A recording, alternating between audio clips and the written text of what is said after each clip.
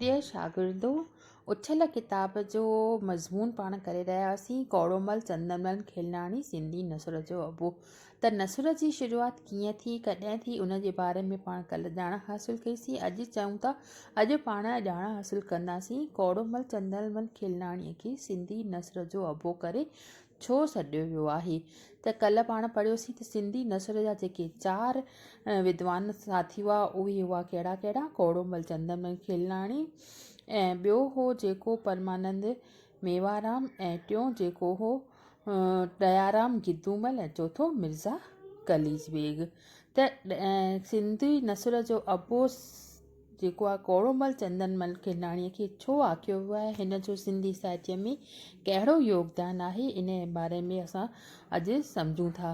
त दीवान कौड़ोमल जो ज़मानो जेको उहो अवाइली ज़मानो हो जॾहिं अंग्रेज़नि सिंध ताज़ी फ़तह कई हुई, ऐं जॾहिं सिंधी ॿोलीअ जे वक़्तु कान हुई, ज़ोर हो त अंग्रेज़ीअ जो या फ़ारसीअ जो, जंहिंमें हिंदू मुस्लमान लिख पढ़ कंदा हुआ, तबह आज़माई कंदा हुआ। पर टालपुरनि जे राज पूरे थियण सां सिंधीअ जो कुझु क़दुरु थियणु लॻो, ऐं सिंधी नसर जो बुनियादु स्कूली किताबनि पढ़ण ऐं पाढ़ण द्वारा थियो। स्कूली किताबनि में जे सिंधी सबक हुआ से अक्सर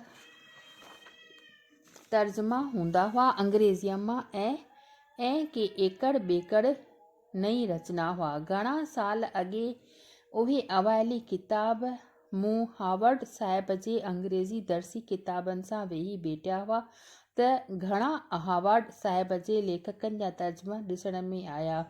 उन्हनि तर्जुमनि मां घणा ई बर्क़ तर्जुमा जेके आहिनि, मतिलबु तमामु सुठा तर्जुमा जेके हुआ उहे दीवान कौड़ोमल जे कलम जा हुआ, ऐं उन्हनि जे पढ़ण सां बलीअ बित पधिरो थी वियो त दीवान साहिबु कशाला करे मश्क पहुचाई आहे। मश्क पचाई आहे माना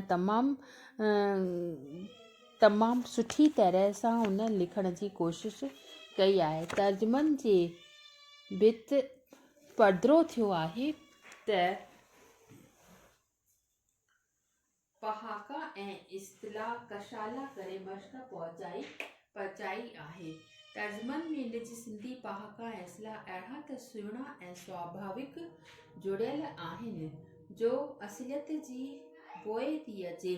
मां नथो सम्झी सघां, माना लेखक चए थो त मां नथो सम्झां त उन्हनि मां पोइ के अहिड़ा तर्जुमा थिया आहिनि त असलियत जे दर्जे ते रसी सघनि। दीवान कौड़ोमल जा स्कूली किताबनि खां सवाइ ॿियनि हंधि बि तर्जुमा थिया आहिनि, जिन में सुठे में सुठो, सुहिणे में सुहिणो, असलियत जे घणे में घणी हुबकार रखंदड़ आहे। आर्य नारी चरित्र, ऐं सिंधियुनि खे सुध आहे त आर्य नारी चरित्र हिकु बंगालीअ जे अंग्रेज़ी पुस्तक जो हूबहू तर्जुमो आहे। कहिड़ो किताब? आर्य नारी चरित्र। ऐं अंग्रेज़ी पुस्तक अचानक कराचीअ में पंहिंजे कॉलेज जे लाइब्रेरीअ में ॾिसी वरितो, ऐं पोइ उन्हीअ जी आर्य नारी चरित्र सां भेट कयमि। न ॾिसण में आयो त ॿोलीअ जे लिहाज़ खां तर्जुमो असुलु पुस्तक खां घणो वधीक बहकंदड़ ऐं ठहकंदड़ आहे। कृष्ण कुमारी ऐं अघोर कामनीअ दीवान साहिब कलम जी पलट कई आहे। उन खां पोइ ॿुधाए थो त दीवान साहिब फ़क़ति हिकु तर्जुमे जो जोहर न ॾेखारियो आहे, ऐं उहो आहे रत्नावली नाटक जे तर्जुमे में। उन्हीअ तर्जुमे में आर्य नारी चरित्र तर्जुमे में 20 सालनि जो फ़र्क़ु आहे, ऐं लेखक जी पोइ लिखणीअ में स्वाभाविक वधीक पकाई ऐं पुख़्तगी आहे। कंहिं बि साहित्य जे इतिहास में अवाइली तर्जुमे कंदड़नि जो वॾो महत्व आहे जे धंधे वापार में कमीशन एजेंट या दलाल अहम बागतो अदा करे, त ईअं मञिणो पवंदो त नए साहित्य जे उसरण ऐं वधण वीजण में तर्जुमो कंदड़ उन्हीअ कमीशन एजेंट या दलाल खां कंहिं बि हालति में घटि अहमियत नथो रखे। उन्हीअ पर केतिरा तर्जुमा कया जो दीवान कौड़ोमल सिंधी साहित्य खे मालामाल कयो, तंहिं लाइ जेतिरो संदसि क़दुरु कजे सो थोरो आहे। त छा मतिलबु आहे त तर्जुमो माना हिकु ॿोलीअ मां ॿिए ॿोलीअ में सिंधी साहित्य जी तर्जुमानी कंदड़, त उन में जेको लेखक कौड़ोमल चंदनमल खिलनाणीअ अवल दर्जो आहे, ऐं ॿियनि ॿोलियुनि जो जेको तर्जुमो आहे उहो सिंधीअ में आणियो। हिन तमामु घणी मशहूरी हासिलु कई आहे। पर फ़र्ज़ु करियो त दीवान कोड़मल पंहिंजे हयातीअ में हिकु बि पुस्तक तर्जुमो करे हा त बि संदसि नालो सिंधी साहित्य में अमर रहे हा।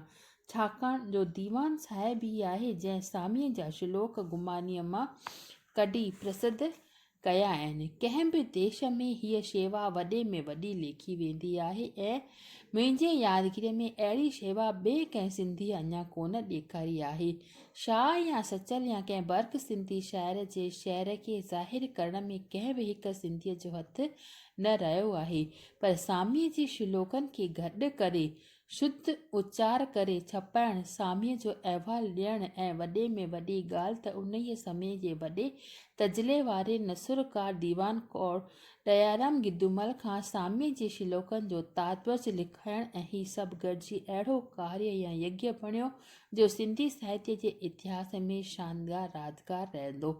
उन्हनि श्लोकनि में चूंड टुकर दर्सी किताबनि में दर्ज कराए दीवान कोड़मल सामीअ जो घर में प्रचार करायो ऐं ॼाण कराई त सिंधी मुस्लमान सूफ़ी शाइर या सिंधी हिंदू वेदांती कवि ॿई हिक ई लात लवी रहिया आहिनि, हिक ई बात बताए रहिया आहिनि। एॾो एको ब्रह्म द्वितीयो नास्ते।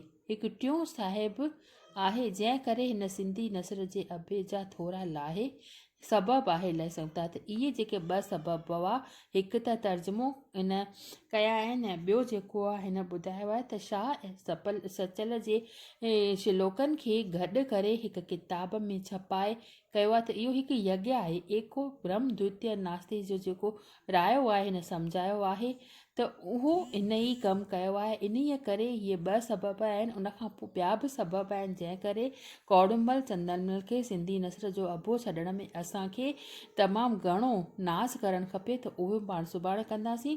त इहे जेके ॿ सबबु हुआ इहे तव्हां चङी तरह सां पढ़ो त छो कोड़मल चंदनमल सिंधी नसर जो अबो चवाइण जे क़ाबिलु आहे। इनखे पढ़िजो। उन में का दिक़त हुजेव त तव्हां बेशक मूंखां सुवाल पुछी सघो थियूं। चङी तरह सां पढ़ंदियूं